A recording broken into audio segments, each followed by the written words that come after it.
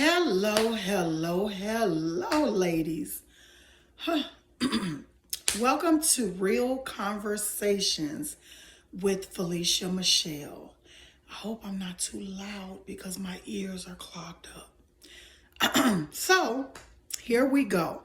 Today, oh my God, I got so many things to talk to y'all about. So many topics. Oh my God. And all of these conversations comes from my own life experiences, random conversations that I hear, conversations that I have between me and my girls. And I just love to have real conversations. So today, I want to talk to you guys about maybe just a couple of things. And then next week or tomorrow, I'll move on to a new conversation. But today, come on, I'm giving y'all a chance to join this video so that you guys can chime in. Today's conversation is about self-esteem versus love versus self-esteem. Okay, now if you guys is of age and have been in a relationship before, and depending on if the relationship was healthy or toxic or a little bit in between, you guys have probably heard or made the statement, I put up with him because I love him, or I deal with him because I love him, or I take him back time after time after time after time because I love him and I know that he loves me. Well, ladies, that is true. From my own experience and my observation and, you know, the studies that I do, I have learned that that is true. Love will keep you in a relationship, whether it's a good one or a bad one. And sadly, sometimes it's a bad one. So what I want to tell you guys is this is a new way to look at things. If we are, and I put myself in it because I am very, very unbiased. So I put myself in every conversation, whether I've actually been through the situation or dealt with the situation or not. As a woman and as an advocate for women, I include myself in the conversations as well. So here we go. But this conversation definitely includes me because there was a time where I told people, they was like, but you're so kind and so sweet and so loyal and beautiful. You know, why do you put up with him, or why do you put up with certain relationships? And the answer that, like I said, a lot of us probably answer with or rebuttal is, it's because I love him. So what I'm learning as I have matured is that it's okay to love somebody and hopefully they love you back. But putting up with a man or mistreatment or consistent mistreatment, because I don't want you guys to, I don't want you guys to get, he's not perfect mixed up with, that means I need to deal with his BS, because that should not be the case at all. No, nobody's perfect, not even us women.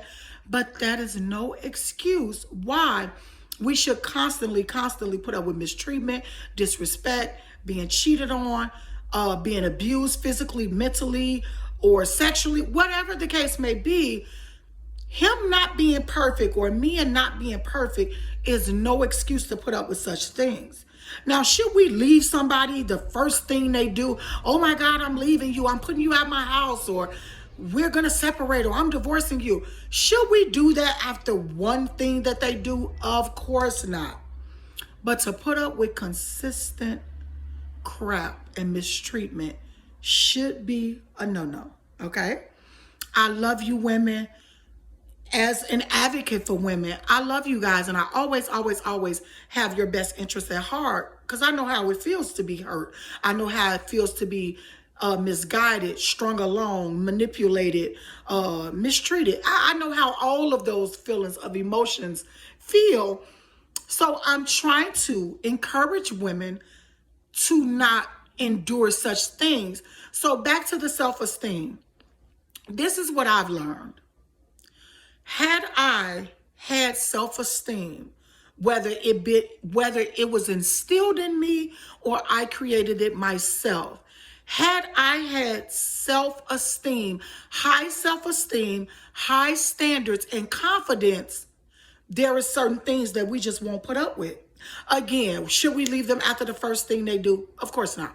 But if we have high self-esteem, self-respect for ourselves, self-respect, which means we have respect for ourselves, know our worth, which means we have self-worth. If we know these things and if they are in us or instilled in us, there is no way, absolutely no way, that we would put up with such treatment. There's just no way. And I want you guys to leave your comments and your opinions so that we can engage and share our own personal experiences. Now, I have loved the men that I have been in a relationship with.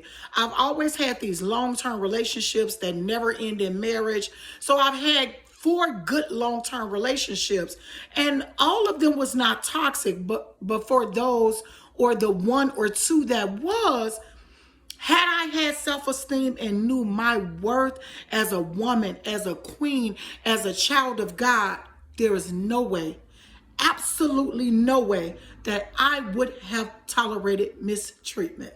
So I'm here to tell you, ladies, today, let's get a double dose of self-esteem, self-respect, self-confidence, self-worth, knowing that we're worthy. Let's build up that self-esteem so high, not to the point that we're cocky, but to the point that we're confident and we know exactly what we deserve. And whether it's love, in love, or just, a liking for someone, we know the red flags and we do not put up with these type of things, especially when they're consistent.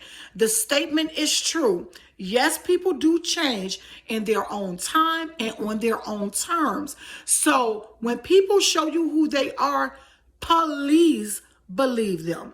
Because a young lady named Deborah Clifton Mitchell, or was it Deborah Mitchell Clifton?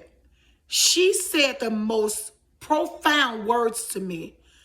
We give all of our good years to bad men. Me, right now, I'm 50. I just celebrated my milestone.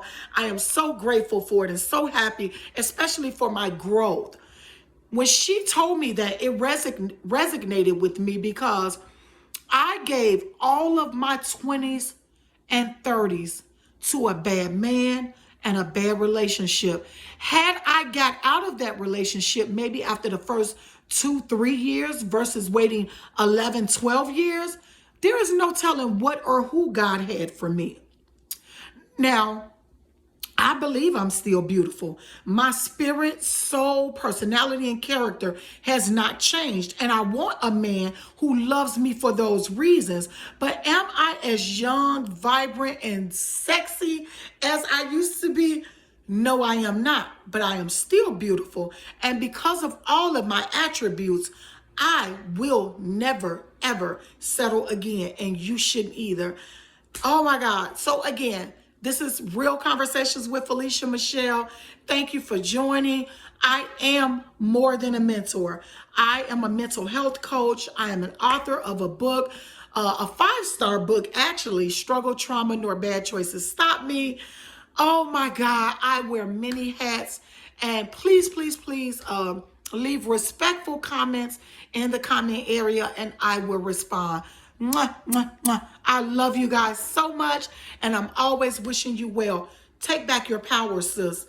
Everybody who you allow to take your power, take it back, because you own it and you deserve it. I love you guys. Have an amazing day.